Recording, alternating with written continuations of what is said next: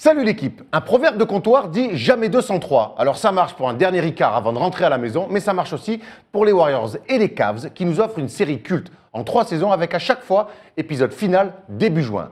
On est encore loin des 10 saisons de Friends, mais le duel entre LeBron James et Stephen Curry est aussi épique que l'histoire d'amour entre Ross et Rachel. Un partout, balle au centre donc, cette troisième confrontation entre Cavs et Warriors est aussi attendue que la Ligue des Champions est attendue au PSG. La différence, c'est que là, on sait quand ça va arriver. LeBron James a beau dire ce qu'il veut, on ne peut plus nier la rivalité entre les Warriors et les Cavs. Après une campagne de playoffs des plus ennuyantes avec autant de blessures que de sweeps, tous nos espoirs reposent donc sur une grande finale. Ça commence jeudi soir, alors que le meilleur gagne.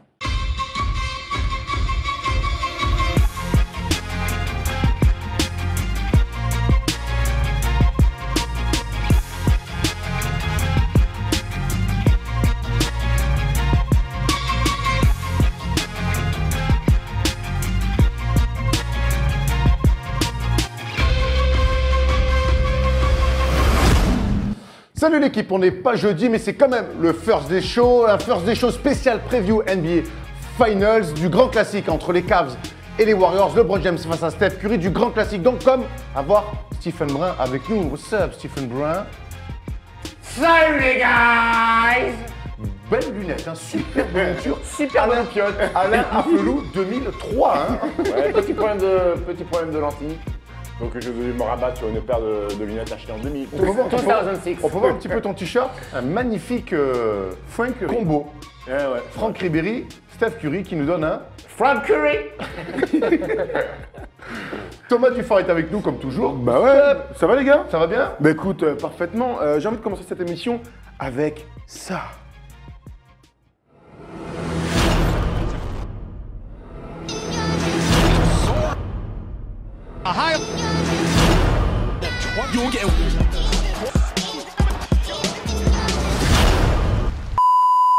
Mais qu'est-ce donc? Mais je sais pas, mais ça a l'air sympa. Donc comme vous avez pu voir à la fin, C'est pas le planning de tes futures vacances? j'aimerais bien, maman aussi à la maison aimerait bien faire ce genre de petit trip. Mais bon bref, dans quelques temps, on va vous annoncer 2-3 trucs plutôt sympas pour l'année prochaine. Voilà, on laisse le mystère un peu comme ça et on se retrouve très Ah ouais, il y a du suspense de ouf. Suspense. Même toi, t'es pas au courant, t'as vu? Bon, un petit peu quand même. Messieurs, la semaine dernière, on a fait un débat qui a divisé le monde entier. Hein. C'était un petit peu la guerre froide entre le clan LeBron James et le clan Michael Jordan. Ça a déchaîné les passions, un petit peu trop même par moment, mais c'est toujours les bons débats qu'on aime. On va recommencer cette émission avec un tu préfères bien hard aussi. Polo, envoie la photo. Messieurs, vous préférez l'équipe A, l'équipe du haut, ou l'équipe B, l'équipe du bas? Allez! Oh l'horreur!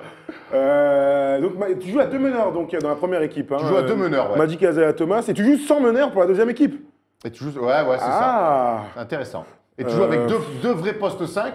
Et ouais, enfin, ça va maillotcher. Ouais, hein. Ça va maillotcher. Steph, tu dis quoi toi? Moi, tu connais ma réponse. Moi. Toi tu prends l'équipe du bas pour Iverson. La tête qu'il a fait. Akim's Dream, Michael Jordan. Déjà, c'est mes deux joueurs, donc je suis obligé de prendre l'équipe du haut. Gros. Ouais, moi c'est dur, hein. Franchement. Moi je mets l'équipe du haut pour les 2 meneurs de jeu. Je dis, je pense que ça peut faire la différence. Et puis, Iverson, il va défendre sur qui là, mon gars? Il va défendre sur Isaiah Thomas, il va se faire défoncer, mon gars. Il va difficulté. Donc équipe du haut tous les deux. Bon, mais d'accord, moi je suis obligé de prendre l'équipe du bas. Mais t'es pas obligé, tu préfères quoi? J'aime beaucoup la raquette chaque Duncan. Ah, David Robinson, Hakim, c'est moyen. Faut choisir, tu vois. C'est symptomatique du problème des gens. Si tu dis tu prends l'équipe du bas, ça veut dire que l'équipe du haut c'est nul. Non, mais tu dis j'aime beaucoup chaque Ben oui, j'aime beaucoup chaque. Robinson, je pense que c'est un peu des 4, c'est le moins fort. Des 4, j'ai dit. Qui ça? Donc David Robinson. Alors, Si, je vois ce que tu veux dire. Duncan, O'Neal, Olajuwon, Robinson, c'est quoi tu mets qui dans l'ordre? Ah, de question dans la question. Moi, j'ai pris l'équipe du haut, donc Ok, d'accord, très bien. Allez, moi je vais dire que je vais prendre l'équipe du bas parce que je pense qu'il y aura un petit peu plus d'adresse naturelle entre Iverson et Kobe Bryant. Ça manque un petit peu les Babtou, hein. Ça manque un petit peu les Babtou. Oui, Larry Legend là-dedans. On revient pour les finales NBA quand même. Ouais. Et si on expliquait le dispositif spécial Parce finale qu'il y a NBA, un énorme dispositif pour ces finales NBA. Normalement, on aura un nouveau plateau. En tout cas, on Ouais. le souhaite, on y travaille beaucoup. Et vous allez voir qu'on vous a gâté. On va faire beaucoup de choses avant les matchs et après les matchs. Exactement. Chaque veille de chaque veille de match, il y aura donc un Facebook Live à 22h sur notre page Facebook où on pourra, vous pourrez nous poser des questions et on y répondra, Tom, à 3-4 heures avant le match. Exactement, donc à 22h, ouais, je pense qu'on va faire une petite demi-heure à chaque fois. Attends, hop, là c'est mieux comme ça. À chaque fois, évidemment, questions, on pourra parler paris si vous en avez envie. On pourra imaginer, parce que en fait, l'avantage c'est que s'il y a une blessure, on pourra en parler juste avant le match. Et le gros débrief sur YouTube, en fait, on va regarder le match tous ensemble, ici, donc on sera évidemment sur les réseaux sociaux, on pourra parler avec vous. Et ensuite, on enregistre donc à 6h du mat pour que la vidéo soit en ligne le plus tôt possible. Vous pourrez retrouver votre super débrief tout au long de la journée. Et puis voilà, je pense qu'à la fin, on va avoir des yeux comme ça, mais bon, je crois que c'était le meilleur dispositif possible pour ces finales. On est bien content, on a hâte que ça commence. Vous êtes prêts, messieurs? On est ready. Allez, c'est parti pour le focus de ces finales. They do have a timeout. Decide not to use it. Curry, way downtown. Bang!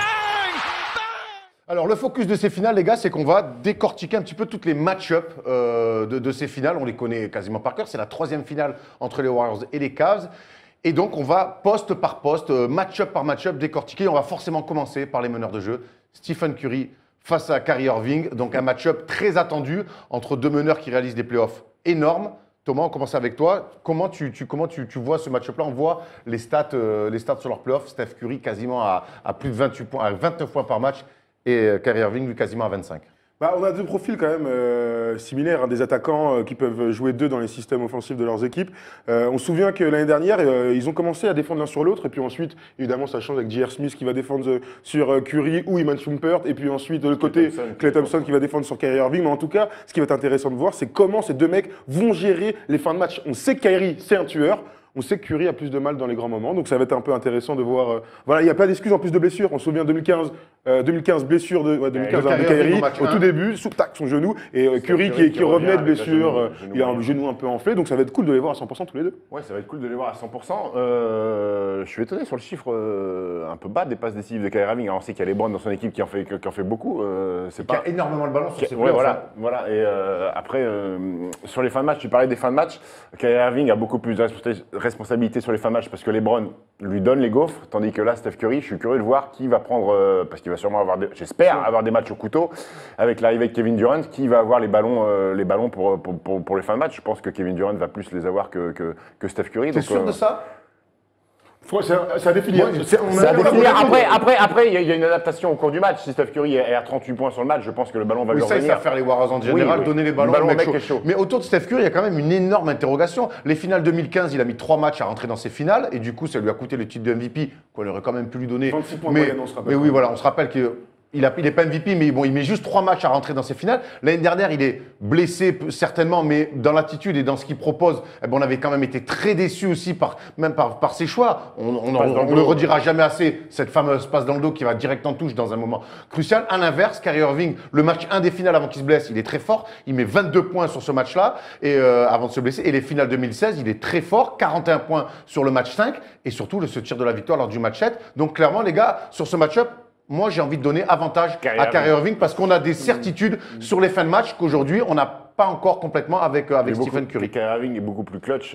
Il a prouvé. Que toute la terre entière, que pas mal de joueurs. Il a prouvé l'année dernière en finale. Pour moi, avantage aussi à Kyrie Irving.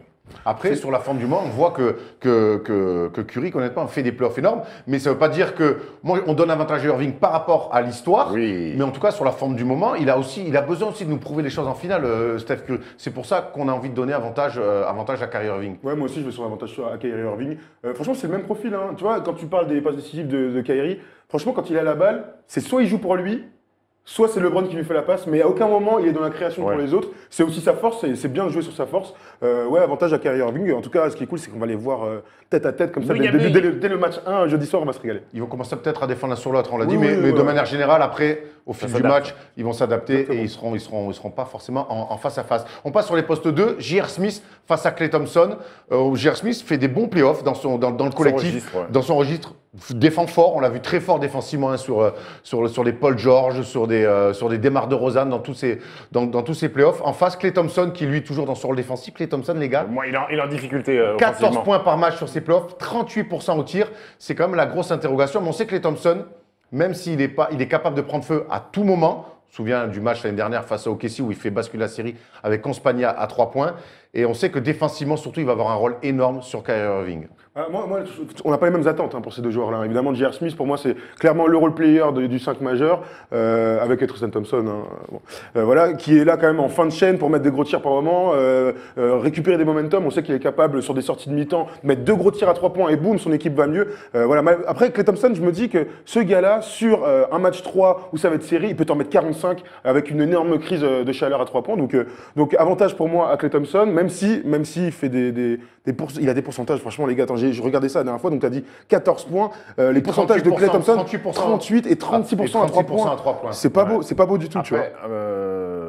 Avantage Klay Thompson, oui, sur la qualité intrinsèque du joueur, mais ce sont deux joueurs qui n'ont pas le même rôle dans l'équipe. Je mets quand même quelques interrogations sur Klay Thompson parce que vous me parlez de ses stats en playoff. Il n'a pas fait une saison régulière super prolifique comme il a pu le faire les années précédentes. Je pense qu'il a un énorme problème de confiance. Il a un énorme problème aussi de rôle dans cette équipe. Il est un petit peu perdu. C'est lui qui a le plus souffert de la Exactement. C'est lui parce que finalement, c'est pas lui. On parlait souvent de Draymond Green. Finalement, c'est lui qui a le plus pâti de l'arrivée de Kevin Durant. Plus Patty Mills. Ouais, il a plus. Ouais, clairement. C'est lui qui en pâtit parce qu'il a moins de ballons. Patty Mills, il a moins de ballons. Il y a un problème de confiance aussi, parce que quand tu as moins de ballons, il faut être beaucoup plus efficace sur ceux que tu as. Et quand tu ne mets pas dedans, et ben ton pourcentage, il s'en fait ressentir. Du côté de J.R. Smith, on sait que c'est un peu offensivement, un peu un pétard ambulant, capable de coups de folie. Compliqué de faire l'impasse aussi sur lui. Hein. Ah, très Attention, compliqué. Très compliqué de faire l'impasse sur lui. C'est pas sur les playoffs. Oui, d'accord, mais on sait que pareil, lui, tu vas pas non plus faire une impasse comme sur certains, tu es capable de faire. Est-ce que vous ne pensez pas quand même que Klay Thompson, mentalement, est assez fort pour sortir des grosses finales? Dans le vécu, je pense que Klay Thompson, malgré tout, psychologiquement, il est plus cadré que J.R. Smith. C'est vraiment le role player. On sait que Klay Thompson, sur un match, ça peut être lui qui peut mener l'équipe offensivement. Même s'il fait des playoffs compliqués, qu'il fait une saison correct moins, on va dire ça, il est capable, on le sait plus que jamais, de sortir des matchs à 30 ou 40 pions. Ce que J.R. Smith ne peut pas faire, surtout dans une équipe avec les Browns. Et surtout en finale NBA. Surtout en finale NBA. J.R. Smith, s'il met 15 points, il a fait un match énorme. Tandis que Klay Thompson, s'il met 15 points, c'est un petit match. On reste sur l'avantage Klay Thompson, les gars. Oui, bien sûr. Très bien, ça va être intéressant en tout cas de suivre aussi leur impact défensif aux deux. Allez, on passe peut-être le duel de ces finales. On a commencé fort avec Irving, Curry, mais la confrontation LeBron James, Kevin Durant, ils se retrouvent en finale après, c'était 2011 2012, merci. J'ai toujours une année de recul. Voilà, on les voit que LeBron James, peut-être le meilleur basket de sa carrière, on a l'impression quasiment en triple-double, 32 points, 8 rebonds, 7 passes. En face, Kevin Durant, tranquillou, 25 points, 8 rebonds, quasiment 4 passes. On a l'impression qu'on va commencer avec Kevin Durant qui traverse des playoffs plutôt tranquilles, plutôt efficaces, qui revient de blessure, plutôt efficace. Mais la seule vraie confrontation qu'il a eue, c'est face à Kawhi Leonard. Ça a duré 3 quarts de match. Et on l'a senti en grande difficulté sur cette confrontation-là. Donc, on a des interrogations un petit peu face à Kevin Durant qui va devoir vraiment se coller sur LeBron James. Bah ouais, ce qui est dingue, c'est que KD, j'ai l'impression, je mets des guillemets, mais il fait un peu un... Comment ça s'appelle? Il se sent en dessous de LeBron. Un complexe. Un complexe d'infériorité. Merci, Erwan. Merci, Steph. Il fait un petit complexe parce qu'évidemment, cette finale 2012 où ils sont arrivés en trombe, où on se souvient qu'ils gagnent le premier match. Ils gagnent le premier match. Ils sont bien, ils étaient très jeunes. Et ensuite, LeBron leur passe dessus complet. KD, il est censé être au niveau de LeBron, mais comme il n'a pas joué de finale, comme il est parti aux Warriors pour jouer cette finale, maintenant, c'est là qu'on l'attend. C'est-à-dire que là, c'est son moment. KD, s'il se fait casser la gueule, là, on pourra commencer à dire, mec, là, tu vois, t'as beaucoup de crédit, et là, tu l'as utilisé. C'est son plus grand défi, là, honnêtement. Oui, clairement. C'est son plus grand défi de sa carrière à Kevin Durant. Comme tu dis, avec OKC, ils étaient jeunes, et on se souvient qu'offensivement, il avait fait des finales correctes, mais que défensivement, ça avait été très compliqué sur lui. Voilà, il a beaucoup progressé, même si on imagine que Iguodala et Green vont venir au relais de Durant pour défendre sur LeBron James. Et à un moment donné, il va bien falloir que Kevin Durant se colle en tête à tête face à LeBron James sur des séquences notamment. Tu penses qu'il est capable de défendre en vrai avec KD sur LeBron? Il est long quand même. Il est long, sauf qu'il est un peu frêle physiquement par rapport au bulldozer LeBron James. Maintenant, Kevin Durant, sa décision d'aller à Golden State, elle va être validée là. Dans les 3 semaines qui viennent, on va voir si Kevin Durant a pris la bonne décision et s'il est capable d'amener ce titre et de se confronter à LeBron James.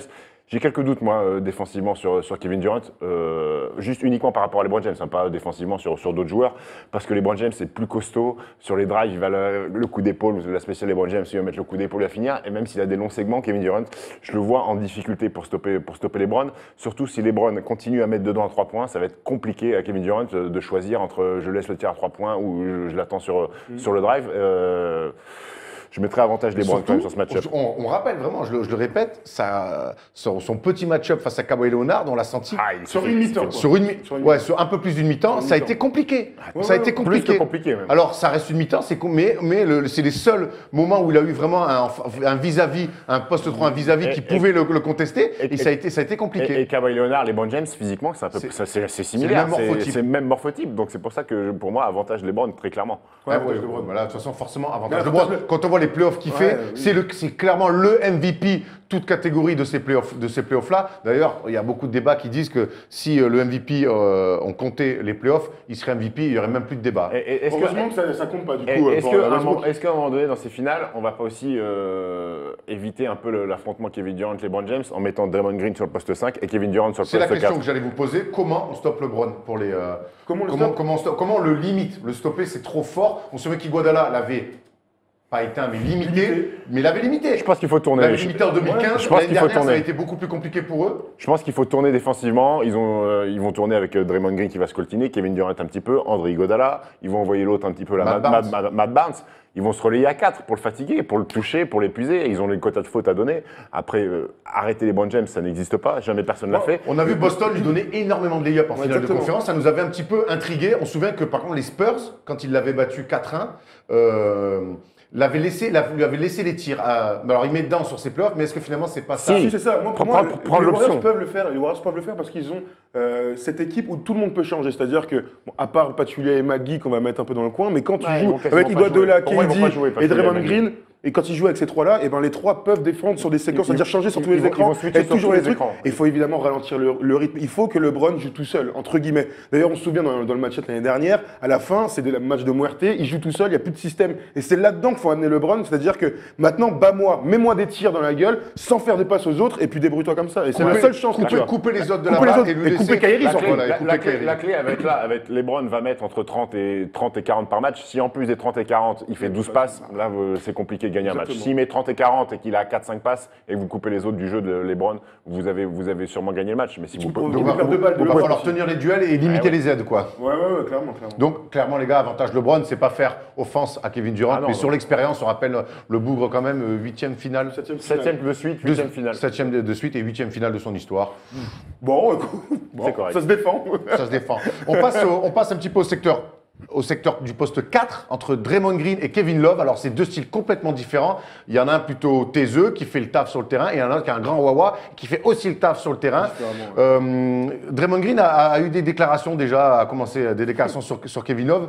On les voit, les deux font des playoffs de très haute volée. Draymond Green, quasiment 14 points, quasiment 9 rebonds, plus de 7 passes décisives. Et Kevin Love, 17 points par match, 10 rebonds et un pourcentage à 3 points. Je l'ai. Chez quoi faire Kevin Love quand même avant le début. 47% à 3 points.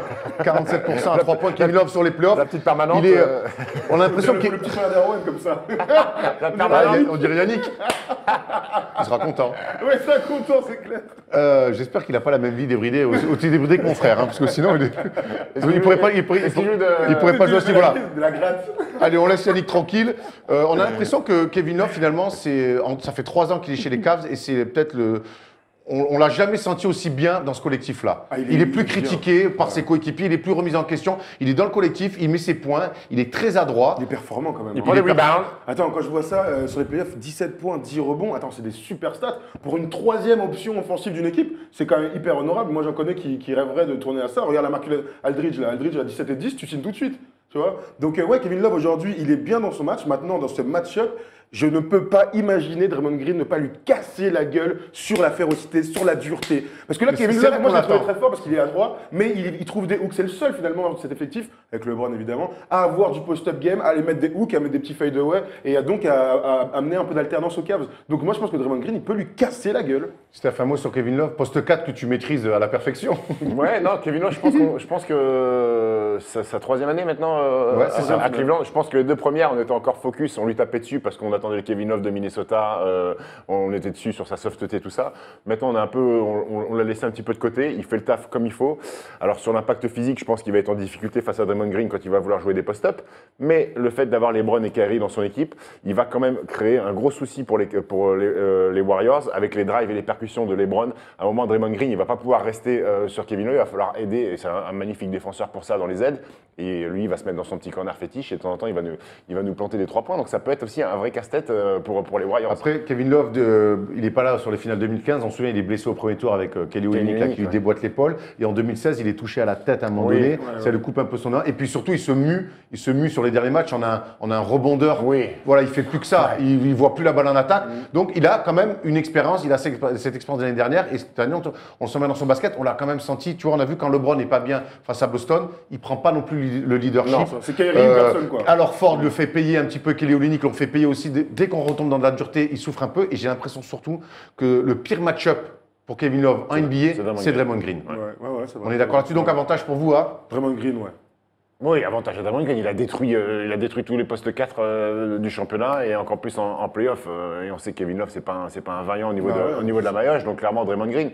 Après, à voir, il y a un truc qui est important à voir. Si Draymond Green va jouer 5 à un moment donné. Parce que Tristan Thompson, la verticalité, le bon Zaza Pachulia, pour moi, vous allez voir, c'est pas plus de 10 minutes. On va y arriver, tu n'as pas compris comme vous excuse-moi. Mais Draymond Green, il va jouer 5, donc il va scoltiner Tristan Thompson. Donc à un moment donné, qui va défendre sur Kevin Love? Kevin Durant. Kevin Durant va donc. En fait, le match-up de fin de match, ça va être normalement Kevin Love face à Kevin Durant. Et même là, j'ai du mal à croire que KD puisse être défendu par Kevin Love. On part du postulat là vraiment sur le début de match. Après, bien sûr, on sait que les adaptations, on sait que les Warriors finissent avec le small ball, avec une raquette, enfin avec un poste 4-5, Durant, Green. Moi, je vais mettre avantage Green aussi parce que déjà, c'est un joueur que j'adore.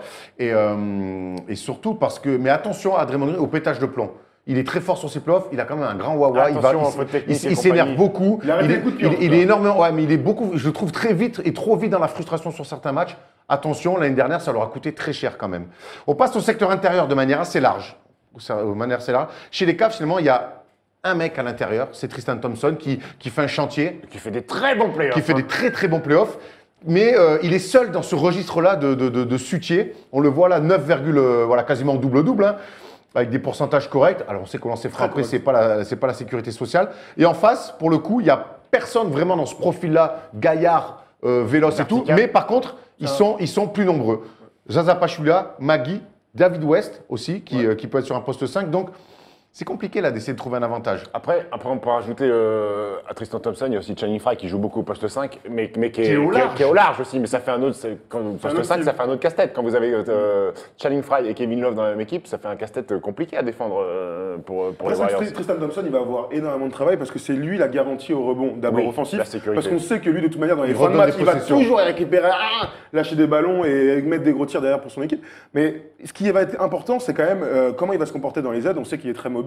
Sur les pick and roll, ça va être fou de le voir l'année dernière. Il a été décisif. Quand Steph Curry prend des pick and roll, ou Klay Thompson, ou KD, là pour le coup, on va voir comment il va évoluer. Est-ce qu'ils vont faire le choix d'aller directement chercher Steph Curry pour qu'il lâche la balle, ou il sera un peu comme ça, comme un gardien de but dans la raquette. Ça va être intéressant de voir le choix défensif. Maintenant, il va falloir qu'il ait le coffre pour tenir sur toute la série et ne pas avoir des fautes. Les fautes aussi. Est-ce que les Warriors n'ont pas intérêt à aller le jouer au maximum et lui faire provoquer des fautes? Qui pour jouer au poste bas? Non, mais même, il faut aller le jouer, quoi. Sur les pick and roll, sur les structures, on dit beaucoup qu'ils changent, les Cavs, un petit peu comme les Warriors, changent beaucoup sur pick and roll. Est-ce qu'ils n'ont pas intérêt à aller le jouer, à aller lui provoquer des fautes très vite dans les matchs? Parce que derrière, je te dis, si tu n'as plus que. Ça va être LeBron James qui va être obligé de se décaler sur un poste 4 pour amener un petit peu de présence physique à l'intérieur et ça peut chambouler pas mal les plans des Cavs. Ouais, après, c'était un peu la même situation l'année dernière aussi. Et Tristan Thompson, il a été performant, il n'a jamais été en foul trouble. Mais c'est pour ça. Je te demande, est-ce que cette année, ça peut pas être une priorité, peut-être en début de match, d'aller le provoquer tout de suite? Après, je pense qu'il est assez intelligent aussi pour se protéger lui-même et pas aller commettre des fautes stupides d'entrée de jeu. Après, sur les pics, sur les switches, il va être battu par le dribble, sauf que lui, il va suivre le joueur derrière avec sa verticalité, il va pouvoir peut-être contrer en deuxième rideau sans faire de faute et gêner les lay-ups de Steph Curry ou de Klay Thompson. On a vu 4,2 rebonds offensifs sur ces playoffs. C'est monstrueux. Ça fait 4 possessions en plus. C'est énorme. Il fait un chantier monumental. Et lui, il a un rôle prépondérant pour la conquête du titre pour les Cavs. Ah, donc, sauf si Khloé Kardashian lui fait des flûtes de pain avant chaque match. Là, il a eu 6 jours de repos. J'espère qu'il n'a pas limé pendant 6 jours et qu'il n'a pas sa barre d'énergie. Finalement, la seule qui peut faire tomber c'est Khloé Kardashian. Donc, avantage à qui là, sur ce secteur intérieur? J'ai envie de dire avantage aux Warriors. Moi aussi, pour le nombre. Pour le nombre. Et la rotation est capable de. Et on l'a pas dit, et ils ont. Thompson, il est là avec Channing Frye. Victor, on l'a pas dit. On l'a pas dit. Ils ont, aux Warriors, ils ont plusieurs facettes du jeu intérieur. Ils ont donc Pachulia au sol, qui est dans les ailes, qui est du Romal, Javal Magui. qui pourrait lui aussi peut-être avoir un rôle intéressant, et Javal Magui, qui est dans la course de la verticalité, qui est très bon sur ses Bon, là, tu es en train de parler du banc, donc on va attaquer justement Ouais, sur le sur banc. le banc. Et le banc des Cavs, finalement, il a été très bon aussi pendant ces playoffs. Ce qui explique beaucoup ce parcours à l'Est assez facile, c'est que LeBron, ok, il a surdominé, mais que le banc a souvent répondu. Deron Williams. Et ça, franchement, on n'est pas content de voir Deron Williams en finale NBA. Si. En plus, il a du temps de jeu et tout. Ouais. Même s'il a fait quelques matchs en playoff où il a des DNP, où il a Ouais, joué mais 0 en tout minutes. cas, j'espère qu'il aura un vrai rôle parce que voir Deron Williams en finale NBA, Ah, je me régale. ça fait un petit truc. Iman Shumpert qui est très très bon sur ses playoffs dans son registre. Il se met Fort des défenseur. séquences défensives, Ouais, Iman il se met des Shumpert. vraies séquences Il est en défensives. calme. Il met dedans et quand qui- il a et des qui tirs met ouverts. dedans. Il tente même des trucs avec des Ouais, dribbles c'est et ça. tout. Il fait des trucs Non, un peu non, fous. il est bien. Kyle Korver. Kyle Qui Korver, peut être Richard un Jefferson joker. et Channing Frye. Donc c'est un banc Ah, tu dis très. pas Derrick Williams non plus. Il n'avait pas joué des playoffs. Ok, d'accord. Dans ce cas, je vais Kyle Fader aussi. Qui n'est même Et plus dans ensuite, l'équipe. en face, donc c'est David West, on l'a dit, André Iguodala, sortie de banc qui va être très importante. On sait que c'est lui, à un moment donné, qui va s'y coller Chien de garde. sur Brown. Sean Livingston, qui revient très très bien comme il y a 2 ans. Matt Matt Barnes, 7 minutes de temps de jeu sur les Ouais. playoffs. Il va vraiment être dans des missions.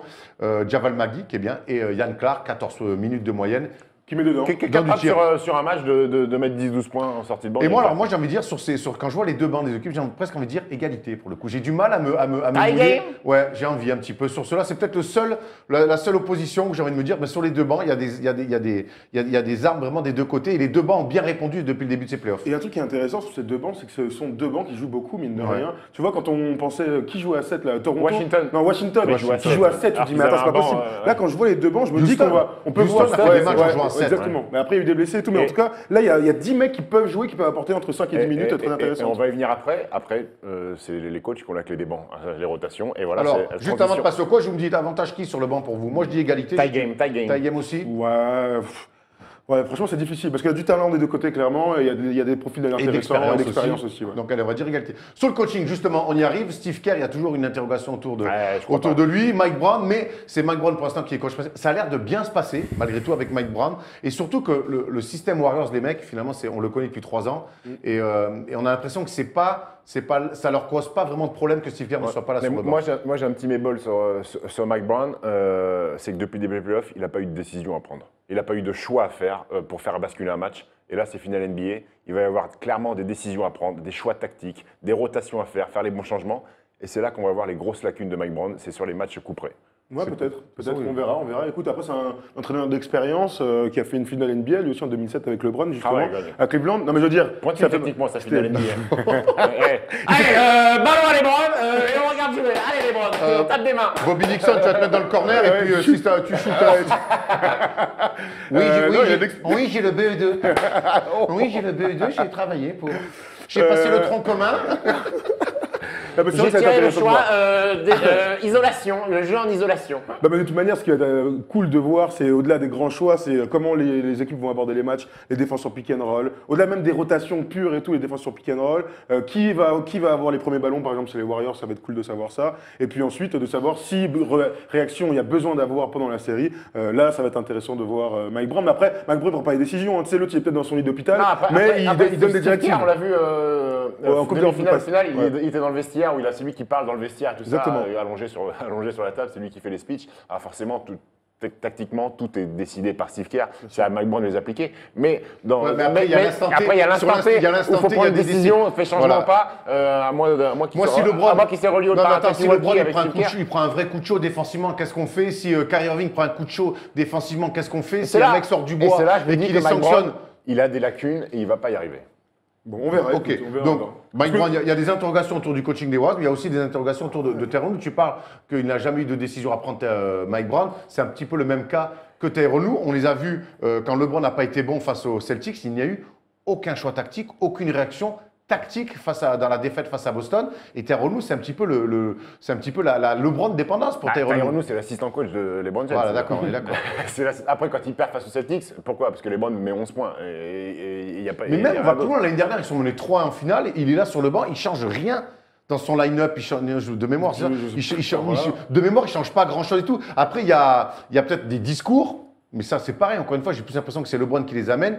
Il y a un changement d'état d'esprit, certes, mais tactiquement et stratégiquement, Tyrone Lue, il coup, il va au bout de ses idées Du coup, avec il y a- LeBron. Il y a égalité, mais moyennasse. C'est-à-dire que les deux bancs, on Voilà. dit égalité parce que les deux bancs sont Ouais, très ils sont forts. top niveau. Là, c'est Et égalité au niveau du deux, coaching, ouais, au niveau de moyennasse. la médiocrité, quoi. Oh, peut-être pas médiocrité non plus, mais moyennasse. Tu vois Et peut-être, 20 tièdes. alors, on va essayer d'être un petit peu positif là-dessus. Ils vont peut-être Step up. se sublimer pendant les finales, on l'espère en tout Si cas. Tyrone Lue prend ce titre, il est à 2 titres en 2 ans. Il est déjà classé parmi les top coachs de l'histoire. Ce qui serait incroyable. C'est incroyable de ouf. Incroyable. On est d'accord. Ouais, je le mettrai jamais dans mon top 10, hein, Tyrone Lue. Ah non, Est-ce qu'on jamais. se Prono, je veux un prono. Justement, tu parles de Tyrone Lue qui peut avoir un deuxième titre en 2 ans de coaching, même pas en 1 an et demi de coaching. Est-ce que tu y crois? Prono. Oh, bah, Steph. 4-2 pour Golden State. Ouais, 4-2 pour Golden State. Eh ben, on est tous d'accord. 4-2 ou 4, voire 4-1 aussi, je le trouve. Ah ouais Je trouve les Warriors, sur une dynamique incroyable avec des armes offensives et défensives. Je trouve qu'ils ont tout en magasin, vraiment. Mais le tout, c'est que, tu vois, ta phrase, tu mets Cavs, ça me choque pas non plus. Ouais, Elle ouais, marche non, dessus. Tu vois ce que je veux dire? Les deux équipes sont au top du top du top. Ils ont leurs meilleurs Mais ce qui est joueurs qui terrible, sont c'est au que je te top. dis un Je sais pas. Warriors 4-2 ou 4-1. C'est les Cavs qui remportent, ça serait même pas une surprise. Moi, si je vous dis les Warriors, uniquement parce que je me dis que si LeBron passe à travers sur un match, ils peuvent pas gagner. Tandis que les Warriors, si Kevin Durant passe à travers sur un match, ils peuvent quand même gagner avec Steph Curry ou Et avec puis les n'oublions Thompson. pas ce sentiment énorme de revanche pour les Warriors. L'année dernière, on se souvient, ils menaient 3-1 et ils perdent cette finale de manière assez incroyable. Il y a ce sentiment de revanche et Draymond Green le dit bien dans ses interviews, il voulait, et même le proprio des Warriors, il voulait les Cavs. Ça fait 1 an qu'ils attendent ça, donc il y a un côté revanchard un petit peu. Et j'espère que les Cavs sont prêts à la guerre, mais en tout cas, ils ont bien l'air. En tout cas, si les Cavs prennent un des deux matchs, À un des Golden deux State. premiers matchs à Golden State, je pense que ça peut être un feu incroyable. Parce que moi, j'imagine un premier match serré.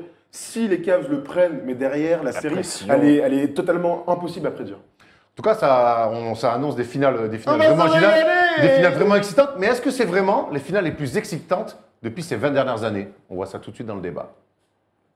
Dennis Rodman, if you forget all about the hair and all the tattoos, watching play basketball, he can do. On attend ça depuis octobre dernier, la revanche entre les Cavs et les Warriors. Ça sera donc le cas dès jeudi soir. Alors nous, on a eu envie de se poser la question dans ce débat, est-ce que finalement, ça ne serait pas les finales les plus excitantes de ces 20 dernières années? Et Thomas, j'ai envie que tu commences à nous donner ton élément de réponse. Ouais, en fait, on se posait cette question parce qu'on sort de playoffs un peu minables quand même, et que ces playoffs-là, elles ont quelque chose d'incroyable. Malgré tout, moi, il y a une finale qui pour moi, ces 20 dernières années, est peut-être la plus grande finale, la plus grande affiche aussi, c'est évidemment celle de 2010 entre les Boston Celtics et les Los Angeles Lakers. Alors, c'est pas parce que les Historique. Lakers gagnent, c'est parce que d'abord, tu as les deux plus grandes franchises de tous les temps qui se rencontrent, mais surtout, dans ces deux équipes, on a beaucoup de joueurs légendaires, avec Paul Pierce qui vient de prendre sa retraite d'un côté, Kevin Garnett, Rajon Rondo, Ray Allen, et de l'autre, évidemment, Kobe qui va chercher son deuxième titre. On avait un espèce de duel fratricide avec des joueurs de la même génération, des MVP de toutes parts, et des équipes dont on se souviendra toute notre vie. Alors, je parle même pas du 7e match, je parle même pas de l'intensité qu'il y avait sur le parquet, je parle vraiment juste sur l'affiche. Je pense que, et c'était aussi un côté belle. De toute façon, C'est-à-dire- la question, c'est est-ce que c'est les finales les plus excitantes avant qu'elles commencent? Bah oui. Dans l'attente. C'est Parce pas- est-ce que qu'après, ce seront les plus belles finales Voilà, du monde? on ne sait J'en ai pas aucune est-ce que idée. ça seront les plus belles finales de ces 20 dernières années, on ne le sait pas. C'est juste qu'avant qu'elles commencent, est-ce que c'est les plus excitantes? Moi, je pense que 2010, c'était plus excitant encore. Steph. Ouais, elle est compliquée à répondre cette question parce que là, on est sur l'instant présent, on est sur les Warriors et les Cavs. On a tendance à oublier ce qui s'est passé avant ces 20 dernières années. Après, pour répondre à ta question, il y a quand même 7 joueurs qui sont dans All-NBA Team, une des meilleures équipes quand même cette saison. C'est extrêmement rare dans l'histoire des finales. Je crois que c'est le plus grand nombre de clairement. joueurs qui sont à leur prime en plus, parce qu'on a eu des finales avec des stars, mais qui étaient quand même un petit peu Sur la fin. en fin de carrière. Là, c'est 7 joueurs qui sont à leur prime. Moi, difficile à répondre. Il y a quand même des finales qui m'ont fait vibrer. Mais Tu penses à quoi, du coup? moi, je pense à Miami. Miami, Dallas. Ouais, et là, c'est ton œil de fan qui parle. c'est mon œil de Mais ça fan fait qui partie parle. du jeu. Mais après, il y a 20 Mais ans. tu me Après dis toutes que les finales avec tu- Jordan, pour moi, c'est des Non, mais c'est il y a 20 ans. En fait, c'est donc, si on prend 20 ans, c'est 97, c'est la première face au Jazz. Disons à partir du après Jordan. C'est la quoi. première face au Jazz.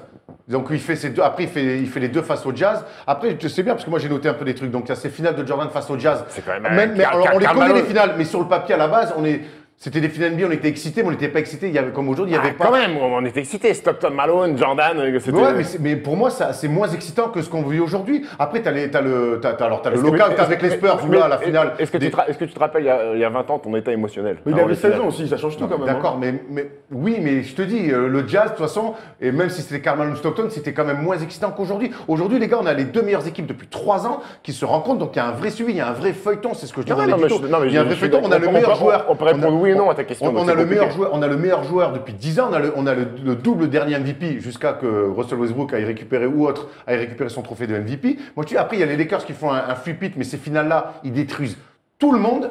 Donc, et on sait qu'ils allaient gagner. Donc, sur ces finales-là, mais moi, par rapport à 2010, ce que je veux te dire, c'est que une finale Lakers-Celtics, c'est historique, c'est les deux meilleures franchises. Mais finalement, il y a eu très peu de duels Paul Pierce, Kobe Bryant, tu vois. Par 2008-2010, c'est déjà énorme. Oui, mais il y en a eu deux. Là, ce que je veux de dire, c'est qu'il y a un suivi. Il y a un suivi sur 3 ans, il y a un vrai feuilleton, il y a un partout. Et ces finales-là, on a presque envie de dire qu'elles vont départager.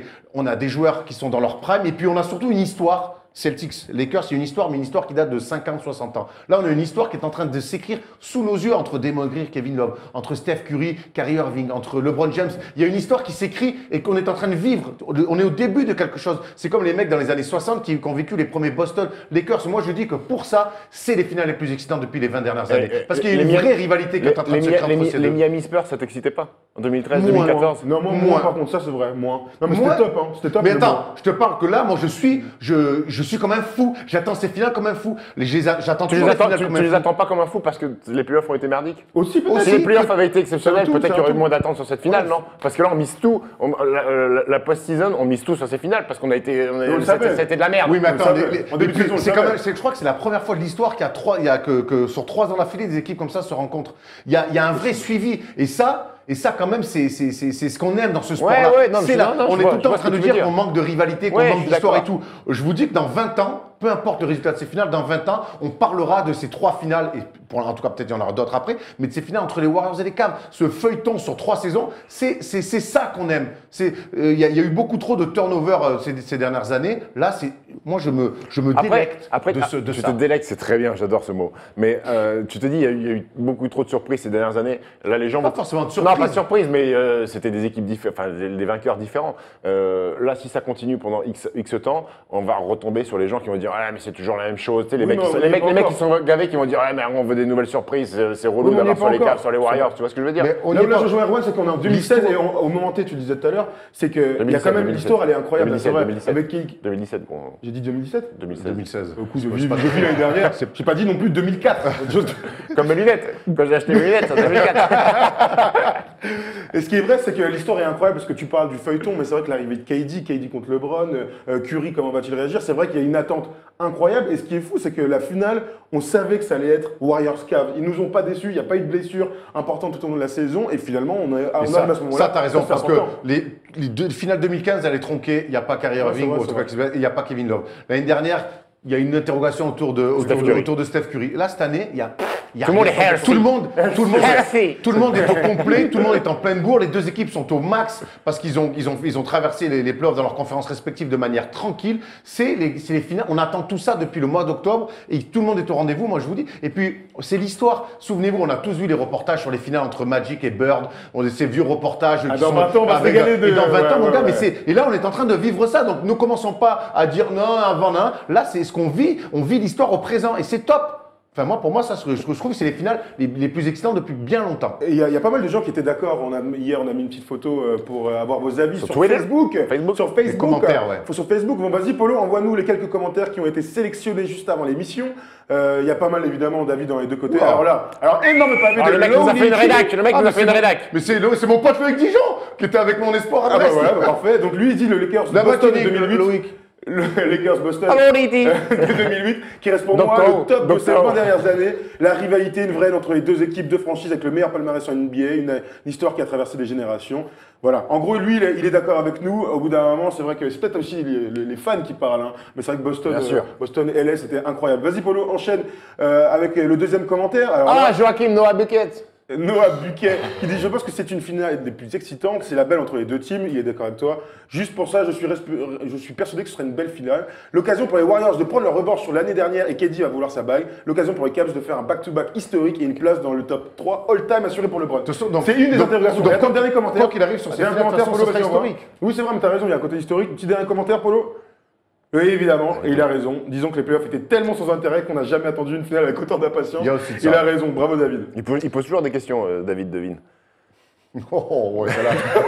Oh, non, merde. On a fait le tour de ces previews des finales NBA, ou enfin presque, il nous reste un petit tour de table. Hart steps back, fires, it's the game. Alors, petit tour de table, il nous reste encore des petites choses à dire sur ces finales. Thomas, qu'est-ce que tu as envie de nous dire? Qu'est-ce que tu as envie de voir? On en a un peu parlé tout à l'heure sur les match-ups. Moi, c'est Stephen Curry. J'ai envie de voir, pour sa 3e finale consécutive, après les 2 titres de MVP, comment il va se comporter. Quand je regarde ses stats, en 2015, c'est 26 points, 6 passes, 44% au tir. L'année dernière, on se souvient de finale complètement ratée. Il finit à 22 points, un petit 40% au tir, ce qui est catastrophique pour Steph Curry, qui est plus proche des 50% d'habitude en saison régulière. Donc moi, c'est mon énorme interrogation des finales. Est-ce que Steph Curry va enfin arriver à tenir son rang dans les plus grands moments du sport aujourd'hui? Donc voilà, Steph Curry, à toi de nous prouver que tu as le niveau, finalement, pour être dans la légende, entre guillemets, des finales. C'est là où il a attendu. Il est attendu comme rarement, comme rarement. Steph, Moi, c'est sur un joueur qui a été MVP de la finale de conférence avec les plus petits stats jamais vus dans l'histoire, c'est Zaza Pachulia. Je veux savoir s'il est capable d'être de nouveau MVP de la finale NBA en blessant un joueur. t'imagines, il fait une cheville à LeBron dans Et là, le premier carton. Premier carton, et hop, cheville, genou, hop, Zaza Pachulia, statue à Noir Clarena. Et comme il n'aura pas regardé, tu dirais qu'il n'a pas fait exprès s'il blesse Ah, je LeBron. sais pas, j'ai pas les images, qu'est-ce que tu me racontes? Mais attends, si c'est la même action, tu dirais qu'il a fait exprès, exactement la même action. Je peux pas répondre à des trucs comme ça. Donc moi, j'ai envie de voir Zaza Pachulia mettre un écran mobile avec un coup de zap ou... À la Jean-Claude Van Damme. Mais enfin, voir s'il est capable de tronquer une finale NBA aussi. Oh non, ça Oh, serait, j'espère ça pas. serait Oh, horrible. la Ça serait tristesse. certainement là pour le coup les pires playoffs de l'histoire et ça nous donnerait un super débat. Moi, ce que j'ai envie de voir, c'est la Melo Ball et ses highlights de high school. Oh mon Dieu! Alors, c'est pas mon vrai scolaire, mais juste petite parenthèse. Vous avez vu les highlights? J'ai Enfin, les highlights. Ça dure 2 minutes 30. Hein. Ouais. Mais- 2 et minutes c'est- de régal. Le mec envoie airball, il se fait contrer. Pleurer de rire. Bricasse, shoot. Bon, attends, en vrai, Et t'as son- un gars comme ça dans ton équipe, qu'est-ce que tu fais? Moins Moi, tu le brûles. Moins comme 52 jamais. et c'est son père le coach. Vous avez entendu le speech du coach? En claquette. Du père? En flip-flap. En flip-flap. Il est 80. Mais franchement, autant là, quand il avait mis 92 cette année, c'est ça? 92. Sur des layups, Voilà. c'était dramatique. Enfin, mais là, ce qu'il fait. quand il met 92, c'est pas les mêmes joueurs qui en face. Ah, En face, oui, il y a des monstros. Hein. Les mecs, Ouais, ils mettent et au des Thomas, tomates, sévère. Il lui rentre dedans et tout, le pouce et Oui, tout. le peu, c'était l'autre, il broche pas avec sa touffe blonde. Mais par contre, c'est un âne, il se la Tout penaud. raconte tellement. Clac, clac, clac. Tout Tes penaud. jeux, bang. Il est pas Mais inquiet après, quand il même. prend des gifs. Il prend des tout briques penaud. à moi, il coince le ballon. Ah oui. Jean-Pierre Penaud. Ah ouais, Bref, plus sérieusement, donc allez voir ces images, ces highlights de la Melo Ball, c'est... Mais Bichette, en plus le problème c'est que, moi ça me fait la peine, c'est un mec à 15 piges, et à 15 piges, et tout, normal le d'être monde, con. et tout le monde le charge comme ça. Ouais, et tout enfin, ça- à 15 piges, t'es pas obligé de prendre 54 tirs par match et envoyer des briques. hein. si ton coach te dit de faire ça et que ton Non, coach non, est ton arrête, père... ouais. Enfin, mettez-moi un Stephen Brown dans son équipe, qui met une balayette, il arrête de shooter. Bon, très bien. Moi, ce que j'ai envie de voir plus sérieusement, c'est l'impact de Tristan Thompson qui a des clés vraiment de cette série. Si son impact, il va être primordial. On sait que sur les pick and roll et même offensivement sur sa présence au rebond, il va falloir qu'il gère ses fautes. Je pense que l'année dernière, Bogut a été blessé. Et cette année, il aura plus de viande en vis-à-vis. Il va falloir qu'il se gère beaucoup mieux. Il a vraiment un rôle très important et je vais le suivre de très près, Tristan Thompson. Pour finir ce petit tour de table, pendant que Steph dit des bêtises, je vais vous poser une dernière question et dans le commentaire, je vous invite à y répondre. On s'était pas du tout prévu, mais c'est pas grave. Est-ce que si LeBron James gagne le titre, Tu vas pas nous faire ton débat quand même. je ne fais pas, je parle pas de, j'ai pas parlé de Jordan ni de Kobe là, calme-toi. J'ai juste dit, est-ce que si LeBron gagne, il est officiellement dans le top 3 des meilleurs joueurs de tous les temps? Oui. Tu dis oui, toi. Ouais. Et là, tu dis quoi? Ouais, ça me fait chier de le dire. Oui. Ok. Ah, moi, ça me fait pas chier, hein. Oui. Ouais, je sais pas pourquoi je dis ça me fait chier. Oui, Ouais, c'est mais vrai. écoute, c'est la vie quoi. Franchement, moi je te dis, l'année dernière, je répète, l'année dernière, quand il gagne avec Cleveland, moi je suis ému. Ah, mais Ému, j'ai mal, mais je suis la manière heureux. dont il fait, regarde, il fait les 2 titres avec Miami en mode. Et l'année dernière, quand il gagne avec Cleveland, il se passe quelque chose. Ouais, c'est vrai.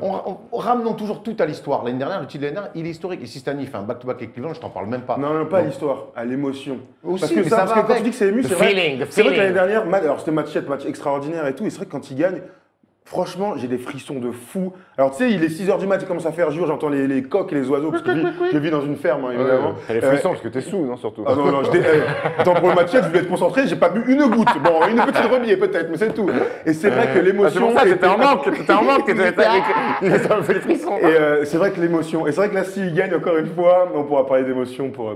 Mais en tout cas, dites-nous, s'il est top 3, déjà, pour certains, il est déjà top 3, donc il va juste confirmer sa On va place. avoir 14 700 commentaires. Ah bah, c'est ça qui est Tant bon. mieux, on adore, on les lit tous en plus, donc ça tombe bien.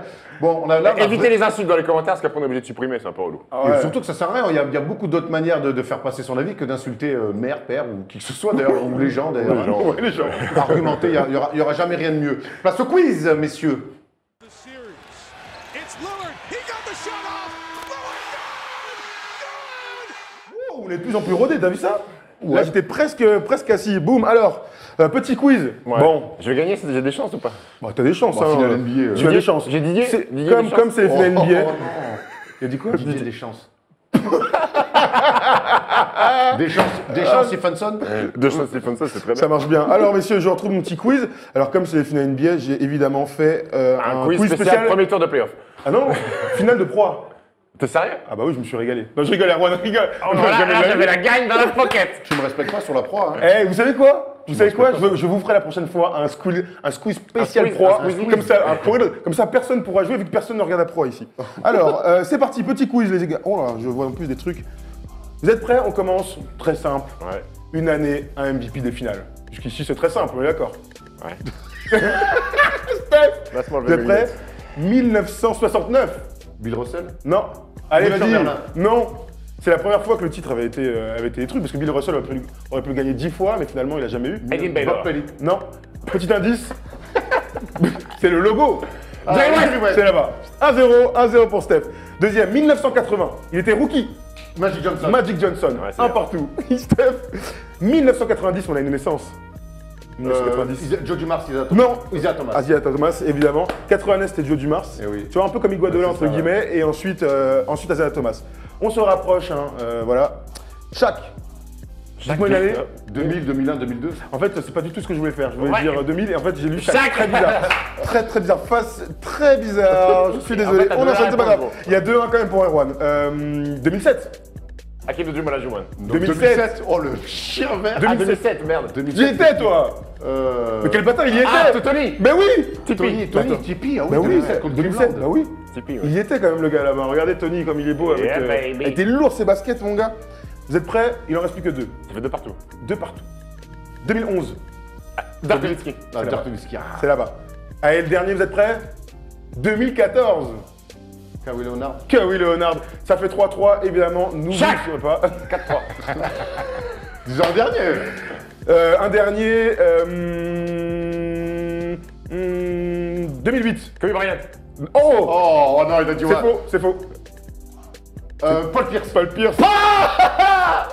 Il est C'était content. moi, j'ai dit Kobe Bryant, je me dis, il va Eh oui, oui, oui, ouais, oui, ouais, tu sais que ouais, j'ai pensé. senti que c'était pas du tout une réponse où t'attendais le truc, tu sais.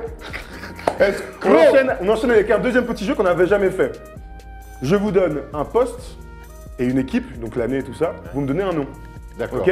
Donc réfléchissez. Ok? Vous êtes prêts? Le meneur des jeux. Le meneur des jeux. Le meneur des jeux des Boston Celtics en 1986. Gerald Anderson. C'est Non, pas- pas Gerald Anderson, c'est. Dennis Johnson. Dennis Dennis Johnson. Johnson. Ah! Paix à son âme. Dennis Johnson. 1-0 pour Steph. L'ailier des Houston Rockets en 95. Vernon Maxwell. Robert Horry. Non? Mario Elie. Non. Kenny Smith. Non. Attends, poste 3. Poste 3. Il y a Carl Herrera. Poste 2-3. 2-3 si vous préférez. L'ailier. Robert Horry. Non? Oh, le 3. J'ai pas pris Robert Horry. Clyde Drexler. Clyde Drexler. Clyde Drexler. Oh le gars, 95. Ça fait 2-0 pour Steph. J'ai la haine. Le pivot des San Antonio Spurs en 2005. David Robinson. Nazir Non. Mohamed. Nazir Mohamed, bien joué, Ah ouais, Erwan. gros chibre. Pardon. Steph a des infos que je n'avais pas Je jusque-là. préfère pas savoir comment il les a eu. 2-1. L'ailier des Lakers en 2010. Kobe Bryant. Non, l'ailier poste 3. Ron Artest. Ron Artest. Meta World Ça Peace. fait 2 partout. Ron Artest à l'époque. Quand il met son tir, c'est Ron Artest. Pour vous départager, messieurs, attention. Le pivot des Cleveland Cavaliers en 2015. Zidane Igoskas. 2015. Varejao. Non. pivot titulaire. Ah, Mozgov. Mozgov, Timothy. 3-2 pour Erwan. Ça fait donc Ça, 1-1, c'est tout va un se piston. jouer sur la fin. Dommage, Mozgov, ça se fait. Hein. Vous êtes prêts? Qui suis-je? Ah, Évidemment, un joueur qui a joué en en finale. finale. Je suis né le 28 mars 1980 à San Diego. J'ai donc 37 ans aujourd'hui. Comme moi. Exactement, t'es né à San Diego, je savais pas. Non. Je mesure 2,03 m pour 107 kg. Gaillard, hein? Gaillard. Comme moi. Après 4 ans à la fac de Pim Pim, je vais vous faire des petits Pim Pim. 4 ans après la fac de Pim Pim. Je connais pas cette fac. Je connais pas cette fac. C'est une petite Faut fac, pas, écoute. faut pas avoir le bac pour y aller. Première division, deuxième division. Une très connue, très connue. Je la suis fac drafté en 2003, C'est la fac de à la Saint-Étienne. 32e position par mon équipe de cœur. Ouais, enfin, si tu Avec dis cette pas la équipe, fac, je joue 3 finales NBA. Je suis drafté en 2003, je joue 3 finales NBA pour 2 titres. Chaîne Batir. Pour 2 titres. Avant de rejoindre Cleveland pour 2 petites saisons à la fin, en fin de carrière. Rien d'intéressant. Rapidement, je deviens entraîneur, parce que j'arrête ma carrière à 32 ans. Je Avec deviens Benson. entraîneur. C'est non. Je deviens entraîneur adjoint, puis principal, dans ma même équipe qui m'a drafté et dans laquelle j'ai gagné des titres. Mon équipe de cœur. Tyronn Lue. Je portais le numéro 4.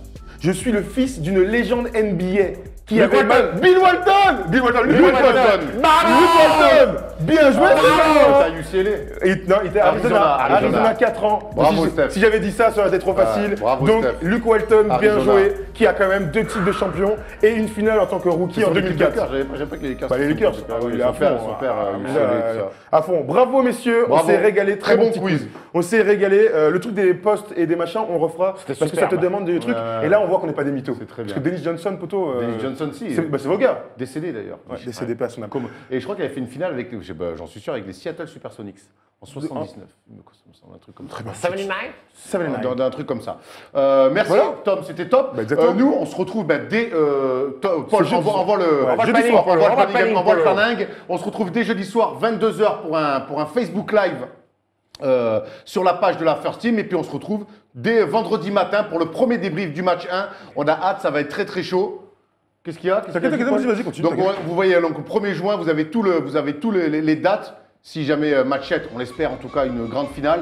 Débrief le matin sur YouTube à partir de 9h, 10h. Bon, on verra. Je sais pas verra. du tout. On le fera pour le premier match, on saura ensuite. Le 15 juin, on a un énorme invité. On vous dira un peu plus qui ce sera et pourquoi il viendra. Qui ce sera. Mais en tout cas, c'est un mec qui aime bien jouer à la balle orange. un Je dis mec ça, qui je dis rien pique.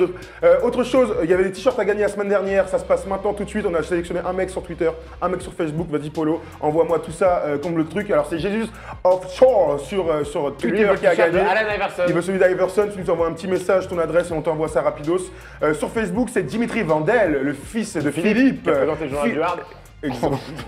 Vous gérez les gars. Philippe C'est vrai, Weber, donc lui il veut celui de James Harden. forcément. James Harden, donc voilà. Il y aura beaucoup d'autres cadeaux qui vont arriver, hein, messieurs, parce que on est comme ça à First Team. On espère vous faire gagner quelques maillots rapidos. Et puis on se retrouve donc jeudi soir. Jeudi, pour plein de trucs. 22h sur la page Facebook, Facebook Live. Ça va être- Envoyez plein de questions, on va se régaler. C'est parti les finales les amis. Bram bam bam bam bam bam. Oh, oh, oh, oh. Voilà, parfait, monsieur Lou. Bonne émission. A high. You don't get